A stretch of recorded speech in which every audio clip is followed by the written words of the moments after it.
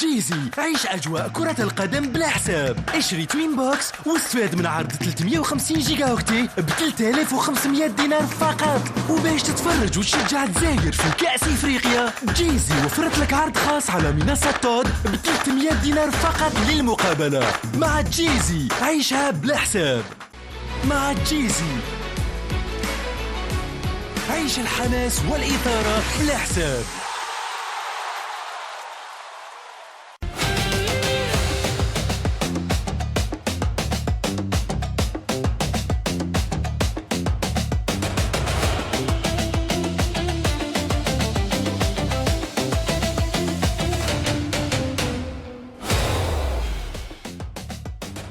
Bonsoir et bienvenue dans Cannes Show, votre rendez-vous quotidien consacré à la 35e édition de la Coupe d'Afrique des Nations. Ce soir, je suis entourée de nos consultants sur ma gauche, comme d'habitude, Khad Mouchia, bonsoir. Bonsoir Khadija.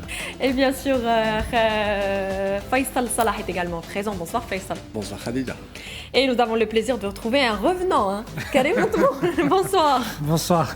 Et bien entendu, Jamel Rachdi est également à mes côtés. Bonsoir. Bonsoir, à partir d'aujourd'hui, je crois au fantôme.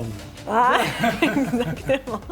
Merci, bonsoir messieurs. Et on commence ce numéro de Cannes Show aujourd'hui par l'hommage rendu par la Fédération algérienne de football à un supporter congolais devenu l'un des symboles forts de la Cannes 2025, un certain Michel Kouka, surnommé Lumumba, qui a marqué les esprits et les cœurs, en restant immobile, le bras levé, en hommage au héros de l'indépendance congolaise, Patrice Lumumba. Un geste puissant de la Fédération algérienne de football a rappelé les liens historiques entre l'Algérie et la République démocratique du Congo, ainsi que leur histoire commune dans les luttes africaines de libération. Michel a eu droit aussi au maillot de la sélection algérienne, signé par les joueurs des Verts, une image forte du lien entre les deux peuples et un rappel que le football se nourrit de respect, de mémoire et de fair play. Je commence avec toi, Jamel Rachdi, resté debout pendant 438 minutes dans cette canne environ. Parfois le football, un simple geste est plus puissant, plus profond qu'une simple victoire, qu'un simple score. Vous savez, ce supporter un peu particulier, d'ailleurs qui ressemble étrangement au martyr Patrice Lumumba, son geste n'est pas innocent du tout, puisqu'il a été fait dans un pays, il ne l'a pas fait avant, dans les différentes compétitions auxquelles le Congo a participé, mais il l'a fait dans un pays qui a exilé un des assassins de Patrice Lumumba. Ça, il faut bien le souligner, parce que c'est très important. Et je me dis que toute cette histoire-là, ça a été vraiment une tempête dans un verre d'eau. Parce que ceux qui ont voulu... c'est-à-dire utiliser cette méprise un petit peu, je dirais, cette méconnaissance un petit peu de Amoura qui a voulu chambrer un petit peu ce personnage.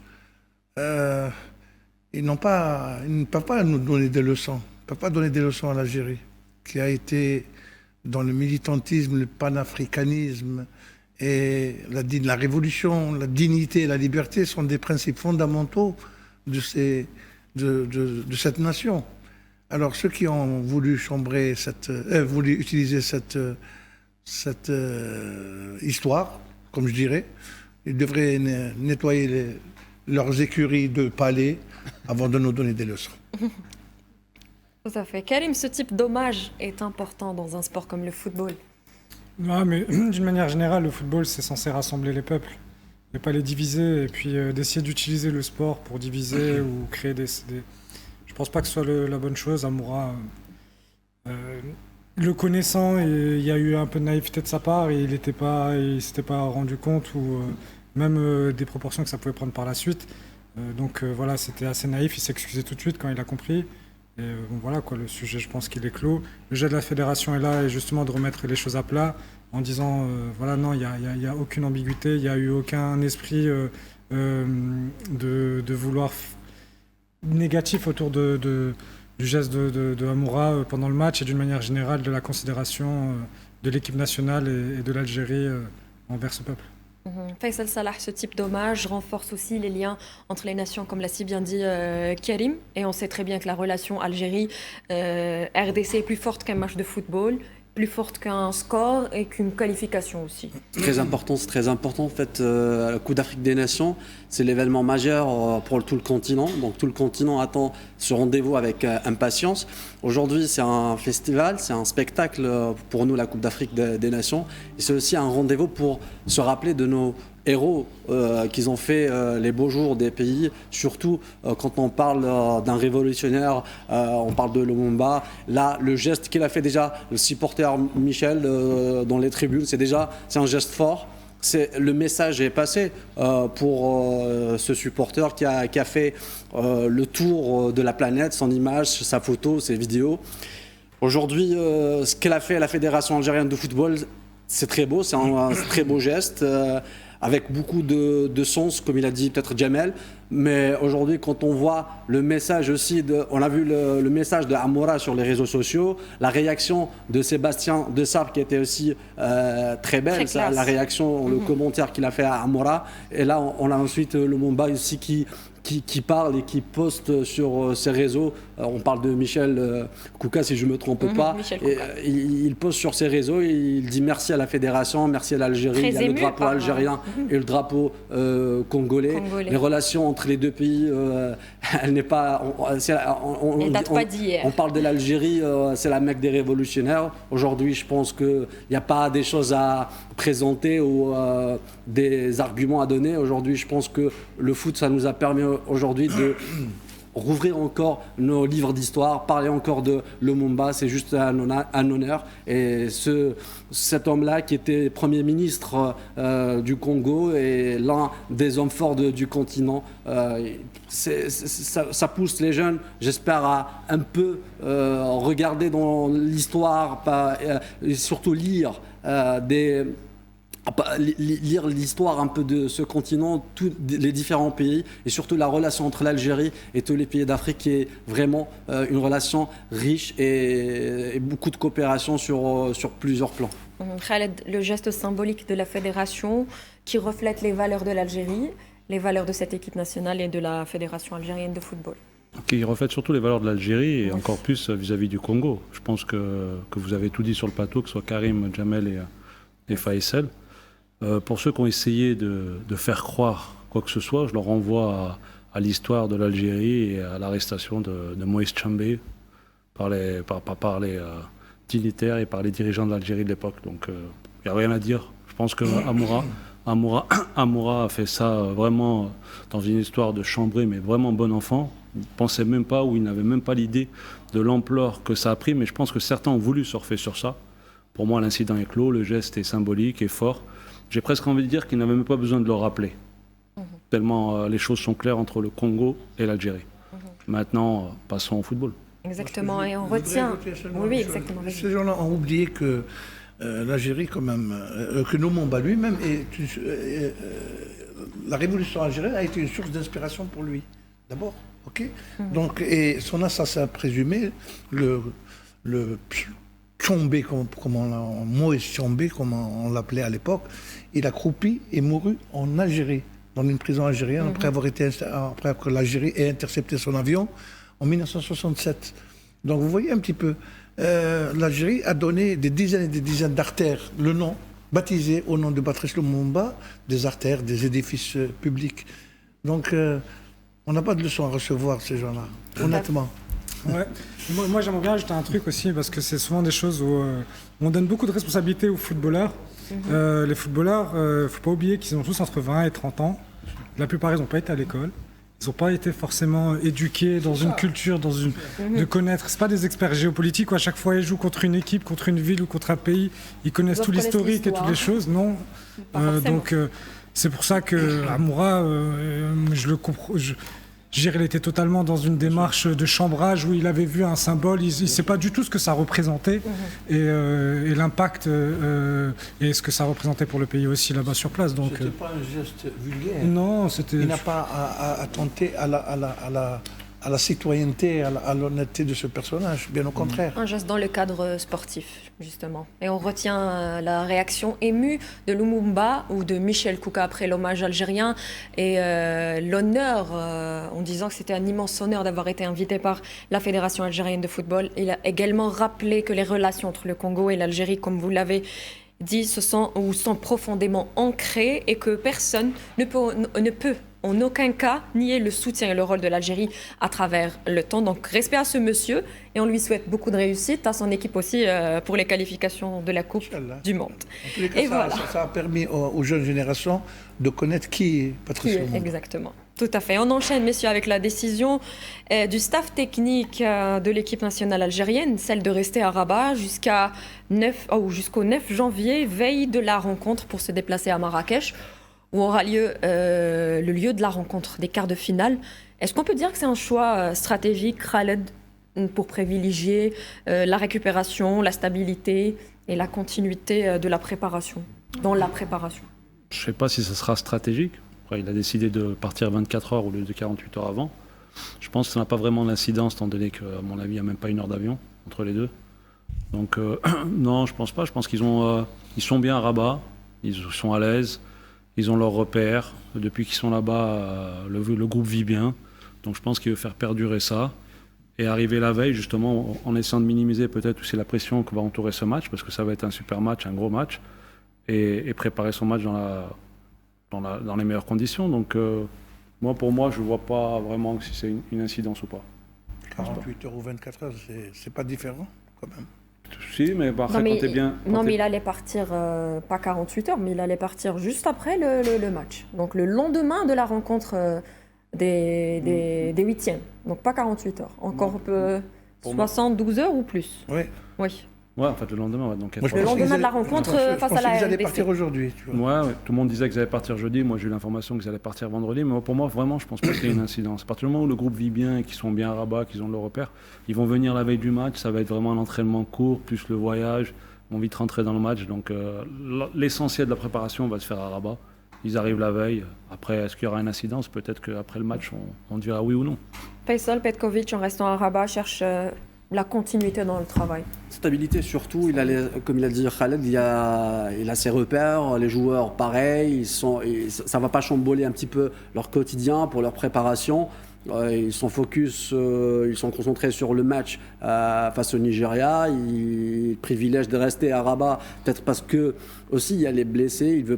Il veut s'assurer parce qu'il a le staff médical qui le conseille de rester à Rabat pour checker certains cas. On parle d'Ismaël Benasser, on parle de plein de joueurs qui ont un peu de pépins. Donc en ce moment, je pense qu'il a privilégié de rester à Rabat afin de s'assurer de tout ficeler, bien préparer ce match et partir à Marrakech juste pour jouer le match, tout simplement pour les 90 minutes et pour la conférence, je pense, d'avant-match. Donc c'est pour ça qu'il a privilégié de partir le vendredi. C'est par rapport à ça. Karim, dans une compétition aussi intense comme la Coupe d'Afrique des Nations, la stabilité du lieu de préparation, est-ce qu'elle a un rôle important? Oui, en fait, ce qui est important, c'est l'influx nerveux, c'est d'essayer d'économiser ça.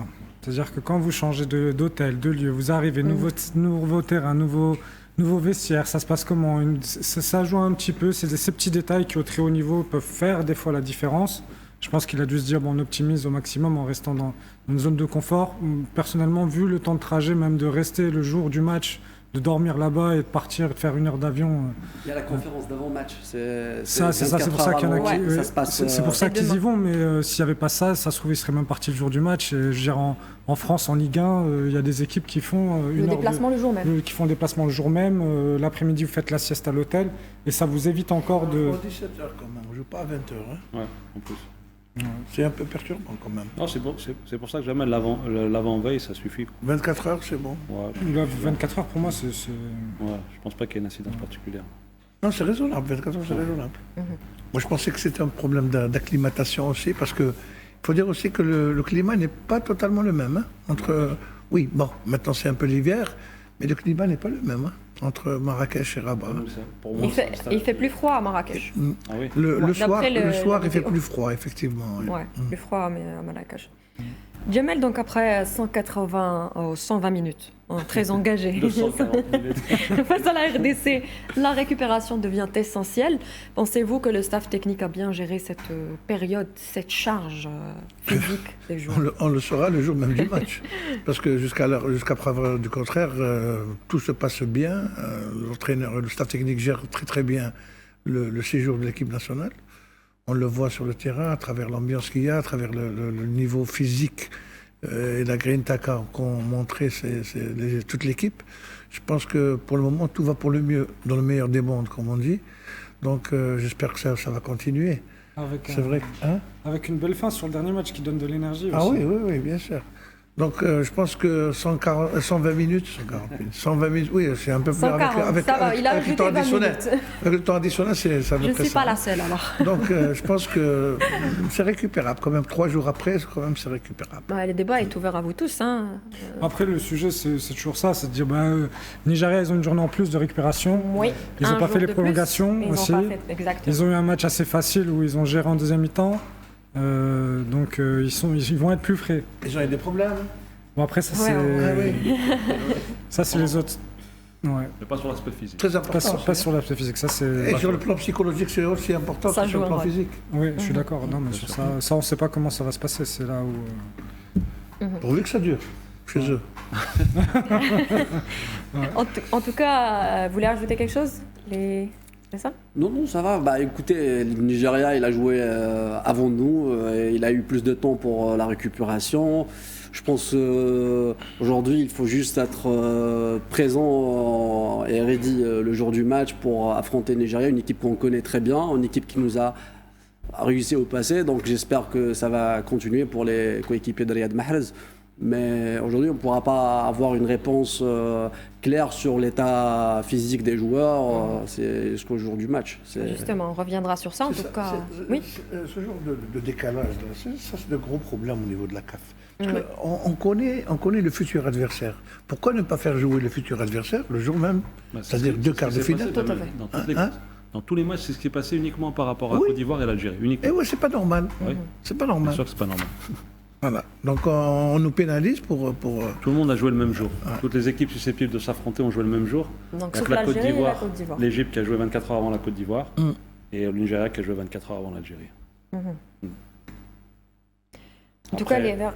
Oui. Je t'en prie. Oui, bien sûr. Non, après, de toute façon, le jour du match, vous savez, quand vous gagnez 3 matchs, vous gagnez à 120e minute, comme a dit Karim, sur le scénario tel qu'il a été, ça donne de la force, ça donne de l'envie.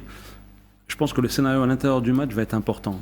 Les 120 minutes vont être ou bien positifs ou négatifs en fonction du scénario à l'intérieur du match. Donc, en tout cas, les Verts ont repris l'entraînement avec un programme adapté. Le staff a divisé le groupe en 2, travail en salle pour les titulaires et séance complète sur le terrain pour les autres. Et Ben Nassar a été ménagé, laissé au repos total, ce qui ouvre la probabilité de son indisponibilité face au Nigeria. Karim, une reprise incertaine, l'indisponibilité d'un chef-d'œuvre du milieu, d'un chef d'orchestre. Un cadre qui était remis en question au début de la compétition, je suis le seul à le défendre en disant qu'il était important et maintenant tout le monde ça. Est-ce que ça fâche l'indisponibilité d'une personne, d'un joueur comme Ben Nassar? Est-ce que va-t-elle changer ou la déséquilibrer le milieu? Alors, il y a l'importance qu'il a dans le groupe d'une manière générale, l'importance qu'il a dans le jeu. Dans le jeu, on a vu aussi que l'équipe nationale pouvait faire sans. C'est un bon joueur, mais on a de la qualité. On n'arrête pas de dire qu'on a un gros banc, donc et que quand on rentre, les joueurs ils sont déterminants. Donc, on a des solutions. Mais comme moi je le disais, c'est-à-dire que Benasser, il est important parce que c'est le jeu qui passe par lui chez nous. Donc il est la rampe de lancement, comme on dit, du jeu algérien.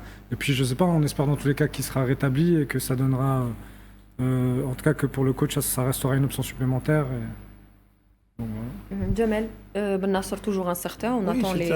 C'est un pion essentiel quand même dans l'échiquier de Même si on a un banc qui peut compenser aussi. Oui, mais vous savez, il est sorti quand même à 2 reprises, je crois. Il a été ménagé, donc... son remplacement s'est fait le plus naturellement du monde. Je pense que l'incorporation d'un joueur comme Ahmed Abdelli est importante parce qu'il a su quand même relever le défi Je ne sais pas si mettrait Abdelli. Hein? Je ne sais pas si mettrait Abdelli ou si mettrait Zerouki sur le dernier match. Il a fait rentrer Zerouki à sa place. Non, Abdelli a joué. Abdelli a joué, bien C'était sûr. dans le jeu derrière. À son Zerouki niveau, est rentré à 6 minutes de la fin. Hein. Non, justement. Des prolongations. Il a fait l'inverse. Ouais. Non, il a fait Abdelli, il a fait un grand match. Il a été super. Il a joué à la place de Ben Nasser. Il l'avait déjà mis de toute façon, le dernier match contre la Guinée, il l'avait déjà mis dans un poste un peu plus reculé. Moi, Abdelli, j'ai toujours dans ma tête, pour moi, c'est pas le successeur, mais le remplaçant de Maza s'il y a un changement poste pour poste. Mais là, c'est la deuxième fois qu'il le met devant la défense. Donc, à mon avis, Petkovic. Bien sûr, Petkovic, dans son idée, c'est que Abdelli a un bon pied donc pour ressortir le ballon. Mais pour revenir à Benasser, le chef-d'œuvre. Quel serait l'impact Le chef-d'œuvre ou le chef d'orchestre? Le chef d'orchestre, le chef-d'œuvre. On peut l'appeler quand même, c'est un chef-d'œuvre. Sa première période, Khadija, je suis d'accord avec toi, sa première période, c'est un chef-d'œuvre. Ouais. En fait, la première période qu'a fait contre le Congo, je pense que c'est l'une des meilleures périodes qu'on n'a pas vues depuis peut-être 2019 de Benasser. Et on l'a senti quand il est sorti, même si Abdelli l'a très bien remplacé dans l'impact. À un moment, les milieux de terrain du Congo nous ont un peu pris physiquement, nous ont pris la mesure de notre milieu de terrain. Donc moi je pense qu'on le perd peut-être au plus mauvais moment, mais comme l'a dit Karim ou Jamal, alhamdoulilah, on a un banc, on a même un bon banc, on peut se permettre de mettre Zerouki ou Abdelli, pour l'instant dans la tête de Petkovic c'est Abdelli, et il remplit très bien son rôle, donc c'est pas inquiétant, même si j'aurais aimé, surtout lors de ce match-là, que Benasser soit dans le 11. Faisal, moi je voudrais savoir quel serait l'impact de cette blessure sur le groupe. Je ne sais pas s'il y aura vraiment un grand impact par rapport au groupe parce que c'est un coup dur de perdre Benasser avant ce genre de match face au Nigeria. Abdelli, il a fait le boulot au 8e de finale. Il était bon, il a résisté et il a donné des solutions à son équipe. Mais aujourd'hui, quand on revoit le match face au Congo, on a utilisé Abdelli, Benasser et Zerouki, même Zerouki à la fin du match.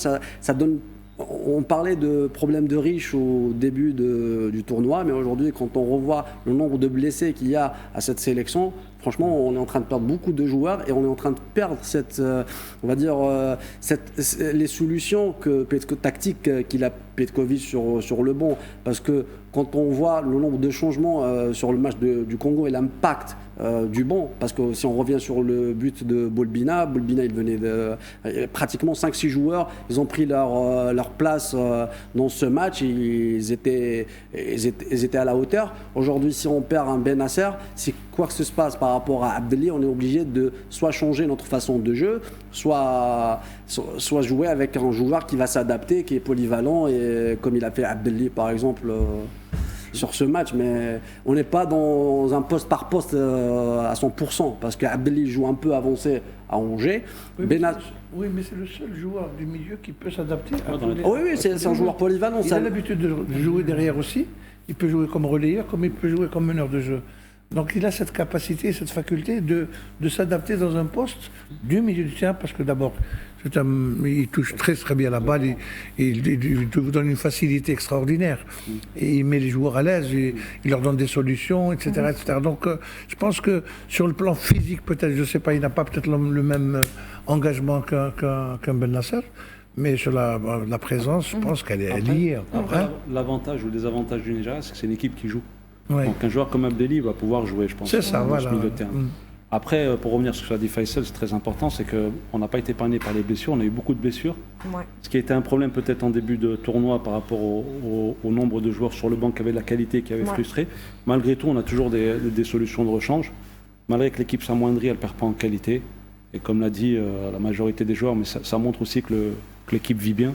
La majorité des joueurs qui sont rentrés lors de ce match sont rentrés de très bonne manière. Donc c'est très positif pour la suite. C'est pas le propre de l'équipe algérienne, hein. C'est pas le propre de l'équipe algérienne, parce que d'autres équipes ont eu ils ont eu beaucoup de blessés aussi, attention.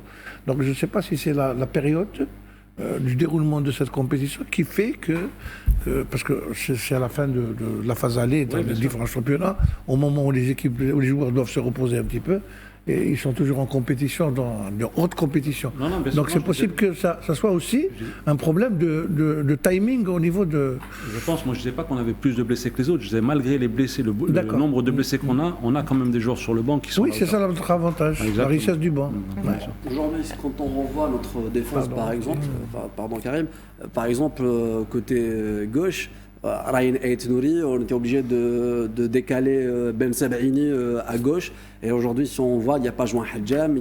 On a la solution de Ben Sebaini, mais Ben Sebaini, pour l'équipe nationale, pour la sélection, il a l'habitude de jouer en plein défense avec Mendy. Donc à certains moments, aujourd'hui, je pense qu'il faut trouver déjà des solutions, parce que si on envisage d'aller très loin dans cette compétition, il faut envisager des solutions dès maintenant, parce qu'il y a une possibilité qu'on joue 120 minutes, il y a une possibilité qu'il y aura un problème pour certains joueurs qui ne peuvent pas jouer le match dans son intégralité. Donc à certains moments, il faut déjà prévoir des solutions par rapport à ces postes, surtout en défense. On a Belrali, et en face, on n'a pas des joueurs faciles, on a des stars aujourd'hui, on a Lokman qui sera face à Belrali, on a en plein de défense, on a Osimhen, côté droit du Nigeria, on a Chukwueze. Donc à certains moments, on a des joueurs franchement de grand calibre. Donc à certains moments, il faut essayer de gérer déjà et prévoir dès le départ. Ouais. Ok, Karim, je vais revenir vers vous, mais on va s'arrêter pour une petite page de pub et on revient juste après.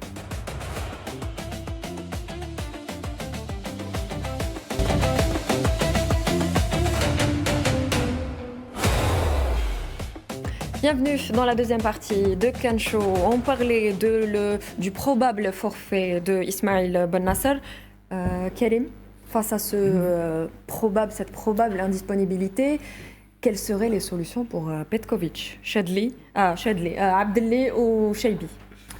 Déjà, de toute façon, moi, ce que je pense, c'est que si J'ai un problème avec les noms, sorry. Chadli Amri, le président, fait la Kings League. C'est le président. Allez-y. Non, il n'y a pas de souci. Non, mais au-delà de savoir si Bennasser, comment il va régler le problème avec Bennasser, pour moi, le sujet, et ce que je suis impatient de voir, c'est comment il va gérer le match au milieu de terrain, parce que ça sera une bataille au milieu, entre deux styles totalement différents. Le Nigeria qui joue avec 4 milieux de terrain, nous on joue avec 3. Et donc comment il va justement s'adapter à ça quand on n'a pas le ballon? Qui c'est qui va défendre et comment on va faire?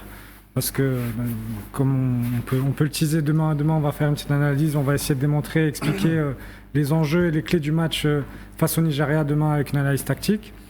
Et donc voilà, ça c'est impatient de voir comment le coach, qui est quelqu'un d'assez pragmatique, qui nous l'a montré depuis le début de la compétition, va résoudre ce dilemme. Donc pensez-vous vraiment qu'il doit changer ou adapter le schéma tactique, ou simplement remplacer ce joueur par un autre joueur qui a les mêmes caractéristiques? Alors il y a deux choses. De toute façon, il y a déjà quand on a le ballon, c'est jouer notre jeu, et c'est quand on n'a pas le ballon, comment on défend face à un adversaire. Et quand il y a un adversaire qui est organisé différemment de nous, il faut s'adapter d'une certaine façon. Donc là, c'est indépendamment du nom du joueur, c'est la disposition sur le terrain des joueurs qui sont présents, quoi. Jamel, on a un Cheibi polyvalent, un Abdelli avec son abattage et sa créativité. Qui est pour vous le mieux placé pour remplacer le maître du jeu au milieu? Je pense qu'Abdelli a marqué des points au cours des derniers matchs. Honnêtement, je pense qu'il sera titularisé d'entrée aux côtés de Maza et de Boudaoui. Chaibi peut être encore une nouvelle carte pour Petkovic sur le côté gauche également, éventuellement, parce que même s'il n'a pas donné grande satisfaction la dernière fois, mais comme ce match est un peu... ça va être comme un match qui pourrait aller aux 120 minutes. Hein. Donc tout est possible nous avons un banc qui est assez bien garni, pourvu qu'on soit un petit peu... qu'il n'y ait pas plus de blessés que maintenant. Parce que sur les possibilités au niveau de la défense, nous avons quand même Aït-Nouri qui va revenir. Il y a aussi Darwal, attention. Il ne faut pas oublier aussi que nous avons 2 arrières latéraux gauche qui sont quand même d'un certain niveau. Mais bon, je pense que sur ce plan-là, Petkovic n'a pas beaucoup de soucis à se faire parce qu'il a quand même un banc assez bien fourni. Donc toutes les possibilités sont bonnes pour lui. Il faudra trouver seulement la bonne formule. Comme tu l'as dit, comme il l'a dit, de ce qu'on voit depuis le début, en tout cas dans la hiérarchie, Abdelli a pris a pris du galon et la logique ferait qu'il débuterait s'il y avait un problème avec Benasser. En tout cas, pas Chaibi. Est-ce que tu penses pas que le fait qu'il va jouer à 4 au milieu, Shell, avec en diamant, avec Lokman en 10, il risque pas de mettre Zerouki? Si, c'est pour ça que je parlais tout à l'heure de Zerouki. C'était pour ça, Zerouki, c'est plus parce que Lokman, il faut l'arrêter et Abdelli, il est bien dans la construction du jeu, mais contre le ballon, c'est pas ça. Là, Zerouki, il a plus le profil pour défendre face à un Lokman qui est. En tout cas, je pense que ça fait partie de la réflexion du coach. Donc Abdelli, comme a dit Karim, a gagné des points, ou Jamel dans la hiérarchie est devant Zerouki, mais spécialement pour ce match, comme ils vont être en supériorité numérique au milieu du terrain, parce qu'ils jouent à 15-6, 2-8 et 1-10, et deux attaquants, Osimhen et je me souviens plus de Adams. Donc est-ce qu'il ne va pas mettre un joueur vraiment à vocation défensive pour pouvoir essayer de trouver un équilibre et justement aussi de surveiller Lokman? Ça peut faire partie aussi de la réflexion, mais après, vous savez, tout est possible. Est-ce qu'il va changer? Est-ce qu'il va rester sur son 11 parce que ça lui a donné satisfaction? Ça, c'est Petkovic qui nous donnera la réponse le jour du match. Après, c'est un match difficile, c'est un match face à une équipe qui essaie de très bien jouer au ballon. Elle a marqué 12 buts, cette équipe nigérienne. Moi, quand je vois le milieu de terrain, vous avez dit qu'il jouait à 4 milieux de terrain. Je ne sais pas si Lokman est le 4e ou pas dans votre dispositif. Parce que Lokman, sur les 4... Il est classé à chaque fois au milieu du terrain. C'est un électron libre. C'est un électron libre. Il joue pratiquement derrière les deux attaquants, derrière Adams et Osimhen. Mais la plupart du temps, en fait, c'est le côté gauche. C'est là où il vient le danger de Lokman. Il a fait pratiquement, je pense, 3 à 4 passes décisives du côté gauche du Nigeria. Donc ça, c'est leur point fort. À chaque fois, c'est lui qui débloque la situation. Et aujourd'hui, pour l'équipe algérienne, il faut avoir un plan comment arrêter Lokman. Parce que Osimhen, c'est pas... il faut que le ballon arrive à Osimhen. Mais nous, pour un peu empêcher Osimhen d'être dangereux, il faut arrêter Lokman parce que c'est lui la source du problème, c'est lui la source du danger et c'est lui qui débloque les situations pour le Nigeria. Aujourd'hui, si on revient sur ce qui s'est passé entre Lokman et Osimhen sur le dernier match face au Mozambique, c'est que du bien pour nous. En ce moment, s'il y a ce malentendu entre les joueurs et cette tension dans ce groupe, c'est un truc bien parce que eux, ils jouent beaucoup plus en mode individualité, mais pas en groupe. Donc pour le moment, il faut avoir un plan anti-Lokman, si on peut appeler ça, pour arrêter cette équipe du Nigeria qui marque beaucoup et qui encaisse aussi. Elle encaisse pratiquement un but par match. Donc, 4 buts encaissés. 4 buts encaissés sur 4 matchs. Donc je pense qu'on peut déranger cette équipe nigérienne, surtout en défense, mais en milieu et en attaque, ils sont vraiment d'un certain niveau un peu supérieur. Il faut faire très attention pour nos défenseurs. Jamel, et ça sera une autre occasion pour voir ce qu'il peut Petkovic faire face à ces imprévus. On l'a déjà vu plusieurs fois. Ah oui. Surtout avec un banc de remplaçants. C'est ça. C'est pour ça que je dis la richesse du banc de l'équipe algérienne pourrait faire la différence. Honnêtement, parce que là où on s'attend le moins, il y a un remplaçant qui vient, qui rentre et qui gagne des galons également.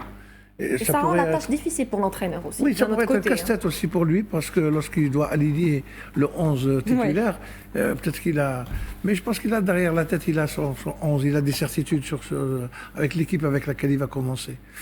Ça dépend de la blessure, oui ou non, si Benasser rentrera ou pas, mais je pense qu'il sera forfait pour ce match-là. Karim, le banc des remplaçants est devenu dans ce tournoi un élément déterminant dans ce parcours, dans le parcours de l'équipe nationale algérienne. Un banc, c'est toujours déterminant d'une manière générale parce que c'est eux qui mettent la pression aux titulaires. S'il y a un banc qui est fort, les titulaires, ils savent que s'ils ne sont pas performants, derrière, il y a la relève. Et en plus de ça, l'image du dernier match, du dernier but là, et du dernier match avec Boulbina qui rentre et qui fait la différence. Donc, un Belaïd aussi qui rentre, un Boundja. Oui, voilà. Mais, c'est-à-dire qu'il donne des possibilités à l'entraîneur pour changer son schéma tactique d'abord. Mais aussi la bonne gestion des remplaçants. On peut évoluer avec 3 arrières centraux aussi, 3 dans l'axe, et permettre à Belghali et à Aït Nouri de jouer sur les flancs. Mais c'est ça. C'est possible, hein. Et ce qui est bien en fait, c'est que quand il y a un remplaçant qui rentre, on se dit pas ah tiens le niveau il va baisser. Voilà. Non, il va C'est apporter, ça. il continue, il va apporter encore un plus parce qu'il sera frais et il est quasiment au même niveau que le titulaire. Moi j'ai une question pour Khaled. 6 joueurs ont pris leur place en tant que remplaçants sur le match des huitièmes de finale. Himad Abdelli, Zindine Blid, Anis Hadj Moussa, Bagdad Bounja, Adil Bounbina, Ramiz Zarouki. Est-ce qu'on peut les voir titulaires déjà sur cette pense partie pas. de... En fait, ce groupe... Non, lui il va rester sur son ossature, il va peut-être faire un changement. Bon, déjà, si Benasser est remplaçant, mais lui, déjà, il a une structure dans sa tête, donc je pense pas qu'il va changer. Il va peut-être.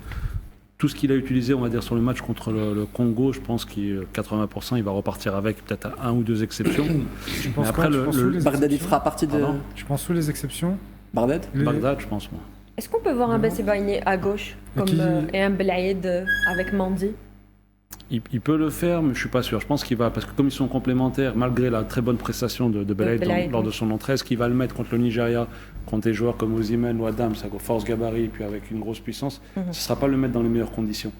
Donc je pense que moi, il va commencer avec Betsebaini et Mandi qui ont énormément d'expérience, qui ont l'habitude de ces matchs-là, et il va commencer à gauche avec Ait Nouri, et en fonction du scénario, il fera des changements sur la ligne défensive. Mais pour revenir sur le banc, moi, il y a un terme que j'aime pas, c'est le mot remplaçant. Non, quand vous êtes entraîneur, vous avez une stratégie. Déjà, vous prévoyez un peu les scénarios. Si je marque, si je gagne, si je prends un rouge, vous savez à peu près qui vous allez faire rentrer. Vous avez déjà à peu près vos joueurs. Donc, il y a des titulaires qui commencent et des titulaires qui finissent, même s'il y a une hiérarchie, forcément. Comme l'a dit Karim, ça permet de stimuler la concurrence et ça permet d'élever le niveau. Après, aujourd'hui, Petkovic, le plus dur dans un tournoi, c'est de gérer les remplaçants. Il faut lui tirer le chapeau sur ça parce qu'il les gère très bien. Et puis, quand vous avez des résultats positifs, ça donne aussi de la force à l'entraîneur. Donc quand il fait son choix, généralement les joueurs respectent. Et j'ai bien aimé même quand Riyad Mahrez est sorti lors du match contre le Congo, on n'a pas vu d'agacement, on n'a rien vu, on a senti qu'ils étaient tous derrière le coach, donc c'est très positif. Les remplacements se font naturellement, Exactement. sans qu'il y ait de gestes déplacés, de grimaces, de trucs. Non, Ce qui prouve quand même que le groupe vit très bien et qu'il y a une complémentarité exceptionnelle. Qui vivent très bien et qui croient. Et qui croient à la vision du coach et qui croient à sa stratégie. Donc quand vous savez, quand vous êtes coach et que vos joueurs adhèrent, vous avez déjà gagné. Quand ils adhèrent à votre projet et qui sont entraînés avec vous, vous avez déjà fait 90% du travail. Donc sur ce tournoi, moi Petkovic, j'étais sceptique un peu avant le tournoi par rapport aux éliminatoires, tout ça. Sur ce tournoi, ce qui est bien, et je le dis et je le répète, c'est que malgré, peu importe le scénario qu'il y aura après le Nigeria, je pense qu'il sera extrêmement positif ce tournoi parce qu'il y a eu un groupe qui s'est créé et c'est de bon augure pour la suite, notamment pour la préparation de la Coupe du Monde 2026. il y a aussi une certitude. Au départ, on ne savait pas quelle est l'équipe qui allait rentrer avec Petkovic. Parce que, jusqu'à maintenant, on ne le sait pas. On peut s'attendre à oui, tout. personne ne le savait, parce qu'à chaque fois, on jouait avec un milieu du terrain différent. Mais maintenant, en pleine Coupe d'Afrique, je pense qu'il a trouvé quand même au moins 9 ou 10 joueurs. Est-ce qu'on peut dire que l'équipe nationale, avec Petkovic, a trouvé son identité? Il a construit son équipe et l'avenir de l'équipe algérienne au cours de cette campagne. C'est en pleine compétition qu'il a formé ce groupe d'abord. Cette identité tactique, on va dire. Et cette ossature pratiquement du 11 national. Exactement, c'est le mot déjà, identité. Identité tactique. En fait, il a donné une identité à l'équipe qu'on avait du mal à voir lors des éliminatoires. On se demandait à droite, à gauche, au milieu de terrain. Et là, il y a vraiment une identité. Et c'est pour ça qu'en fait, le joueur, en fait, il a besoin d'avoir des choses claires. Et que, pas besoin de rentrer dans la philosophie, un message clair, comme ça, comme ça, comme ça. Puis moins vous lui donnez d'informations, plus il adhère. C'est plus facile pour lui de comprendre. Et donc là, je pense que tout le monde a compris ce qu'il veut faire. Il a trouvé sa structure, il a trouvé sa colonne vertébrale. Un ou deux joueurs près qui changent, notamment, comme l'a dit Karim, il y a Abdelli qui change, qui est dans la hiérarchie, dans les premiers remplaçants, mais sinon c'est Boudaoui, Maza qui n'était pas encore titulaire en début de la compétition, mais qui est devenu titulaire, qui fait partie intégrante maintenant du projet de Petkovic. Donc la colonne vertébrale, là, a accepté peut-être Bagdad et Amoura, ou des fois il met Amoura devant. Bensebaini et son milieu de terrain, plus l'attaquant, il l'a trouvé. Pour lui, c'est clair. Pardon, ce qui est bien aussi, c'est qu'il est très attentif au discours de son capitaine. Exactement, c'est ce qu'on a vu. On a remarqué à chaque fois, au cours de pas mal de matchs, c'est-à-dire l'implication de Mahrez sur la ligne de touche avec son entraîneur. Et apparemment, le courant passe très très bien. Très bien entre les deux. Et ils sont d'accord sur les changements, sur les trucs. C'est vrai que l'image. Ça ne veut pas dire que c'est Mahrez qui j'allais dire, parce décide que du là, changement. ce que tu dis, Non, ça, non, non, non. Non, il y a une image forte, c'est avant le double Elle est changement très de forte, cette Zerouki image. et de Boulbina. Elle est très forte cette image. On peut Ça- l'analyser de différentes façons. Après, Non, non, ça ne veut pas dire que Quelle est c'est lui qui a quelle est votre décidé. analyse Comment tu l'analyserais, toi, Karim? Non, Quelle mais, est votre analyse, Karim Parce que moi, je sais pas. Moi, je me dis, il a des adjoints aussi à côté. Pourquoi il consulte Ouais, mais vraiment justement, Oui, d'accord. pourquoi il y a Riyad? Je crois que c'est un agent. Parce qu'il connaît peut-être très bien ses coéquipiers. On est en train de répondre. C'est pas une raison, c'est sûr. Ça, je sais pas. Après, sur les images du match du Congo, c'était au moment du changement de Boulbina et à la mi, c'était Riyad qui était pratiquement le conseiller de l'oreille. Petkovic, et il faut le dire. Dans il- l'oreille de Petkovic. Ah, c'est- Très expressif comme image, hein, très expressif. Il était très proche du sélectionneur. Même la tête de Karim, elle est expressive au son.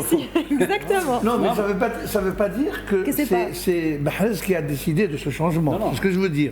C'est-à-dire qu'il y a eu peut-être une Une certaine concertation entre les deux. complicité. Et il a acquiescé. Vous en pensez quoi, Karim? Il a fait la même chose, Ah. lui, hein, quand il était en équipe nationale. Parce qu'il y a certains joueurs qui vont refaire la même chose. De quoi Que des joueurs conseillent à l'entraîneur aussi. Oui, mais il a un staff aussi qui est là pour Hein ça. Non, c'est le job du staff aussi, non? Comment? C'est pas le job du staff, ça? De conseiller le coach? Non, oui, c'est l'objectif du staff, c'est Ok. clair. Mais un joueur, un capitaine d'équipe, un leader dans une équipe peut aussi conseiller le coach. Je pense. Après, lors d'un match, c'est rare. Non. Il peut consulter lors des entraînements pour avoir à peu près l'état d'esprit, un feedback sur tactiquement. Mais c'est vrai que lors du match, c'est rare. Mais là, l'image pour moi, elle est criante. Parce que 2 secondes après, il y va et il dit appelle X et Y. Et c'est Boulbina et Zerouki qui arrive. Et après, tu as vu la réaction de Mahrez. Bon, vu que ça a Il va marché, vers le banc, il leur a dit, vous voyez Moi, au-delà de ça, ça marche ou ça marche pas. Ce qui est bien aussi, parce que Bah, tant mieux, tant mieux. Pourvu que ça se passe. quand vous êtes coach, c'est qu'il n'y a pas de complexe en fait. Il y a des coachs qui n'aiment pas ça. Pourvu Il que n'y a ça pas se de passe bien. complexe. C'est-à-dire qu'il y a une relation de respect et en Ouais. fait, il y a une relation honnête entre les deux. Tu vas ajouter quelque chose, Karim? Non, Et sceptique, Karim, il est sceptique. Non, moi je par suis contre, pas j'ai une sceptique, c'est question, pas une petite question. À quel pose-moi la question à quel À Karim, à Karim. Comme ça, il va décroiser la Alors, droite. il y a le match face au Burkina, il y a le match aussi face au Congo. On n'a pas démarré avec Bounjah. Est-ce que c'est aussi la vision de Petkovic? Est-ce que c'est l'identité de Petkovic de ne pas démarrer avec un vrai En fait, numéro il 9? n'y a pas de vision, lui, il est pragmatique, il regarde son équilibre de jeu. D'une manière générale, il a essayé avec un joueur qui avait de la vitesse devant. Sur le dernier match, il s'est rendu compte à la fin qu'il avait besoin d'un point d'appui parce que face à une défense basse, Amoura, c'est pas son style de jeu. Lui, il a besoin un peu d'espace, de vitesse, c'est sur ça qu'il joue. Alors que là, dos au jeu, Amoura, c'est pas son jeu, il n'est pas capable de. En tout cas, c'est pas sa force Il de s'est jouer trompé dos au jeu. Non, il s'est pas trompé. C'est le scénario du match aussi. Je pense qu'il s'était peut-être attendu à avoir un peu plus d'espace et de jouer plus en contre, ce qui vous l'avait fait contre le Burkina. Et là, ça s'est pas produit comme ça. Donc du coup, après, il rééquilibre après avec ses changements pendant le match. Mais forcément, quand on est coach, on a un scénario de match, on analyse l'adversaire, on pense qu'il va faire ça. L'adversaire aussi lui analyse, donc il modifie aussi un peu des choses pour essayer de mettre l'autre équipe en déséquilibre. Et puis par rapport à Bounedjah, moi je pense que c'est un joueur important parce qu'il a un point d'appui et c'est ce qu'on n'a pas devant. On a des techniques, vitesse, mais on n'a pas un gars qui est costaud, qui est là, sur lequel on peut s'appuyer. Donc, c'est à ton avis, Bounjah devrait débuter. Je pense, moi, de la logique ferait que oui, on a besoin de... Pour moi, quand tu vois le Burkina et le Congo, pour moi, Bounedjah devait débuter. Parce que c'était sûr que ça allait avoir une défense basse. Contre le Nigeria, tu peux peut-être, je dis bien, tu peux mettre Amoura parce que c'est une équipe qui joue, Oui. le Nigeria, Offensif, contrairement aux autres offensif. équipes qui sont en bloc bas. Ouais. Oui. Donc aujourd'hui, tu peux le mettre. Moi, pour moi, contre le Burkina, il y a eu la blessure d'Adjem. Donc au bout de 10 minutes, il avait vite rééquilibré. Il a mis Aït Nouri à gauche, il a fait passer Amoura à gauche, et il a fait rentrer Bounedjah contre le Burkina. Mais pour moi, contre le Congo, on a perdu 1 heure. On a perdu, je pense, 1 heure dans le jeu parce qu'Amoura, on ne l'a pas trouvé. Il n'était pas dans les meilleures positions. On n'a pas trouvé aussi Maza. Oui. Parce que Maza a besoin d'un joueur en appui pour pouvoir avoir le jeu en face de lui. Donc Maza, on l'a trouvé beaucoup en train d'errer. On n'a pas réussi à trouver parce que justement, Amoura n'arrivait pas à garder les ballons. Et on a perdu aussi Amoura quand il a fait rentrer Bagdad parce qu'Amoura avait dépensé beaucoup d'énergie. Donc on n'a pas trouvé le Amoura sur le côté. Moi, je pense qu'il aurait dû faire le contraire. Dans son idée, parce qu'il l'a déjà fait même en élimination dans des éliminatoires Coupe du Monde, il veut mettre Amoura devant. Et je pense que c'est une bonne idée. On a les écrans, on a les images là où on voit comment il se retourne à Bounedjah à l'instant. Ouais. Et en fait, c'est ce qui fait bien Bounedjah, c'est que il est dos au jeu, il décroche, donc il aspire avec lui les centraux, ce qui fait que ça crée de l'espace dans le dos, et après c'est les autres qui plongent. Et bien sûr. Et c'est ça, et c'est là en fait Amoura il a besoin de ça. Maza aussi il a besoin d'avoir ces espaces-là qui sont créés.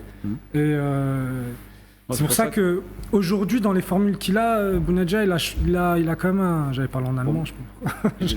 il a une importance. Donc, et dans une bonne forme, surtout. Il a testé avec Maza devant. Pour lui, il n'a pas encore de certitude. Avec Bounedjah, il en a. Donc il se dit, là, je joue un quart de finale. Mais malgré tout, c'est 2 fois qu'il commence pas avec lui. Ouais. Je crois qu'il ne marque pas, mais il est dans une période faste. Honnêtement. Il est très bon actuellement. Il ne marque pas, malheureusement. Non, mais aujourd'hui, on est beaucoup sur ça. Moi, s'il marque et il ne fait pas le match qu'il fait, pour moi, marquer ne veut pas dire avoir fait un bon match. J'aimerais bien qu'un jour, on fasse une loupe sur Bounedjah. Exactement. Parce que ce soit sur le premier but contre le Soudan, sur plusieurs actions, il est toujours au départ. Présent. Et il pèse beaucoup sur les défenses. Il pèse énormément. Tout à fait. Et on va justement rencontrer une équipe nigériane qui traverse une période de tension. Faisal, l'altercation entre 2 stars de l'équipe, Victor Osimhen et Ademola Lookman sur le terrain, suscitant une polémique ou des rumeurs sur un éventuel départ de la CAN. La fédération a démenti le départ. Puis il y a eu l'histoire de l'absence de versement des primes, ce qui a déclenché des menaces de boycott, encore une fois, d'entraînement et d'absence à Marrakech. Donc des tensions et des gestions. Faisal, comment les altercations entre les 2 stars peut affecter sur le moral du groupe avant un quart de finale? C'est l'ego déjà des 2 joueurs. Ça crée des clans. Dans un vestiaire, il y a ceux qui sont avec Lookman, il y a d'autres qui sont avec Osimhen. Et on sait très bien si on ne vit pas comme un groupe, comme une famille, sur le terrain, ça va se voir, ça va impacter la prestation des Nigériens. Mais aujourd'hui, je pense que les 2 stars se sont parlé, parce que c'est les infos que j'ai en ce moment. Ils se sont parlé, ils se sont réconciliés, mais l'impact, je pense qu'il est là. Le jeu de cette équipe nigérienne, il y a beaucoup de stars et on n'arrive même pas à faire rentrer. Par exemple, on parle beaucoup de Osimhen. Il y a aussi un autre joueur, Adam, qui joue au KFC Séville, qui est performant, qui marque, qui donne des passes, mais il est dans l'ombre d'Osimhen parce que les médias et les caméras sont braquées sur Osimhen. Et aujourd'hui, entre Osimhen et Lookman, il y a aussi une concurrence en dehors de la sélection. Qui est le meilleur joueur de cette équipe nigérienne? Est-ce que c'est Osimhen? Est-ce que c'est Lookman? En fait, je pense que c'est la source du problème. C'est le problème d'ego, c'est le problème de star. Il y a d'autres joueurs. Là, sur ça, c'était pas un problème d'ego parce que là, sur le dernier match. C'était sur la passe. Non, mais c'est pas que ça parce qu'en fait, Osimhen devant, il fait un travail. C'est comme Bounedjah, il fait un travail dans l'ombre où il allait presser parce qu'il joue avec 2 attaquants face à 4 défenseurs. Donc lui, pressé partout tout seul, les 4 défenseurs. Il récupère le ballon. Après, l'équipe, elle se crée des occasions et on lui fait pas la passe. Donc lui, il a senti un peu de frustration. Et en regardant dans le match, c'était un peu sur ça, où il disait « Attends, moi je fais tout le travail, je récupère la balle, et vous après vous allez vous amuser, et vous me faites pas la passe quand vous pouvez me la faire ». C'est la frustration, je pense, qu'il a dû ressentir. Et c'est pour ça qu'après, il a dit les gars, c'est un sport, c'est un jeu d'équipe. C'est ce qu'il criait. J'ai une autre vision, on va dire, par rapport à ce match, parce que quand on parle bien sûr du match face au Mozambique, quand on voit les buteurs, Lookman, c'est lui qui a marqué le premier but, Osimhen, il a marqué un doublé, 2 passes de Lookman, Adam, il a marqué le 4e but, c'est encore une passe de Lookman. Donc à certains moments, il était généreux, Lookman. C'est le gars qui produit, qui crée le jeu pour cette équipe du Nigeria. Je pense que pour moi, Osimhen, parce que j'ai parlé aussi avec plein de collègues du Nigeria, Osimhen, il cherchait le triplé à certains moments et il était un peu agacé parce que Lookman n'a pas fait la passe. Parce que si je reviens par exemple sur tous les buts marqués du Nigeria, Lookman il est quasiment sur ma feuille, Lookman il est quasiment impliqué sur 80%. D'accord. Oui, mais c'est pas ça, c'est-à-dire que je crois qu'ils ont eu 29 occasions. Le Nigeria, sur les 29, il a eu combien Osimhen? Il a eu 2 ou 3 ballons, il n'en a pas eu beaucoup sur les 29 attaques. Donc c'est tout qu'en tant qu'attaquant. Osimhen? Oui, Osimhen, il a été beaucoup frustré. Moi, je l'ai regardé, j'observais devant et il faisait beaucoup d'appels où il ne recevait pas la balle. Très généreux. Ouais, et c'est ça la frustration qu'en attaquant. On fait 1 fois un appel, 2 fois, 3 fois. Au bout d'un moment, on dit moi, je suis là, je cours pour vous, je la récupère, je vous la donne. Après, rendez-la moi au moins 1 ou 2 fois. Vous voulez marquer, vous voulez faire vos stats parce qu'ils ont senti dans ce match-là que tout le monde pouvait marquer. C'était un peu porte ouverte derrière. Donc. Et lui, il a dit, moi aussi, je veux mes statistiques. C'est normal, c'est ce que les gens... En fait, le fait qu'il marque un doublé, on a l'impression que, tu vois, il a eu beaucoup de ballons, mais c'est vrai qu'il est extrêmement efficace, Osimhen. Ouais. Il a une demi-occasion, c'est quasiment dedans, que ce soit jeu de la tête ou dans Il a les eu pieds. l'occasion. Sur ce match, moi je l'ai regardé. Ce match, je l'ai suivi. Il a eu des occasions dès le départ. Il y a même un défenseur qui a sauvé le ballon à la ligne. Donc à certains moments. Après, c'est le ratio. C'est pas uniquement les occasions, c'est le ratio en fait passe-occasion.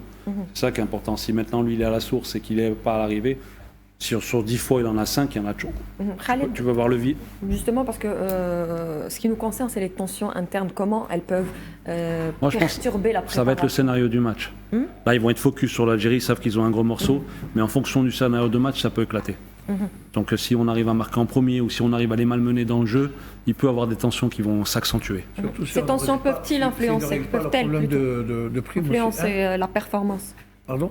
Ces tensions peuvent-elles influencer la performance Ah sur la oui, performance? naturellement. Ça peut Sur le niveau de la influencer, ça peut performance. influencer même le niveau du jeu.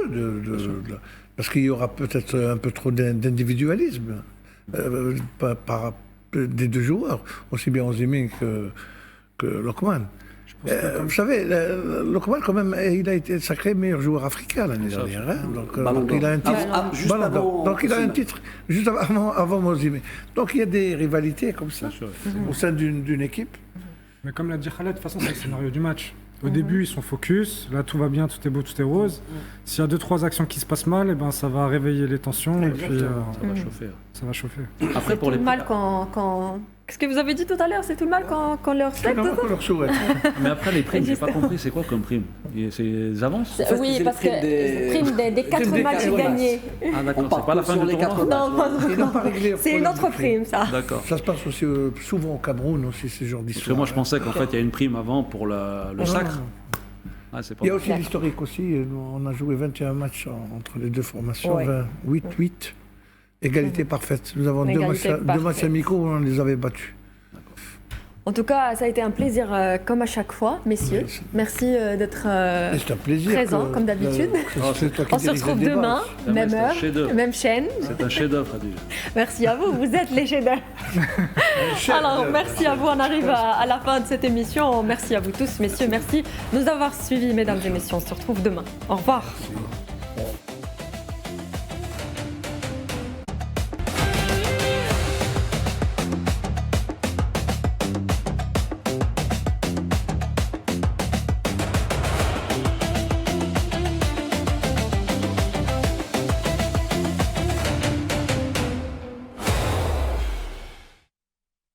مع جيزي.